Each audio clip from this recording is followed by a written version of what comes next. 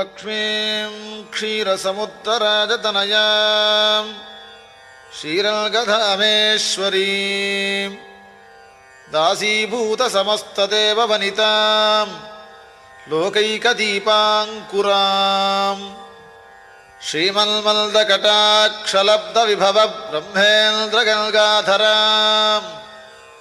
त्वां त्रैलोक्यकुटुम्बिनीं सरसिजां वन्दे मुकुन्दप्रियाम् एकल्यं च नतिक्षमं मम पदं चाकुं च पादाम्बुजं मध्ये विष्टरपुण्डरीकमभयं विन्यस्तहस्ताम्बुजं त्वां पश्ये मनिषेदुषीं प्रतिकलं कारुण्यकूलल्कष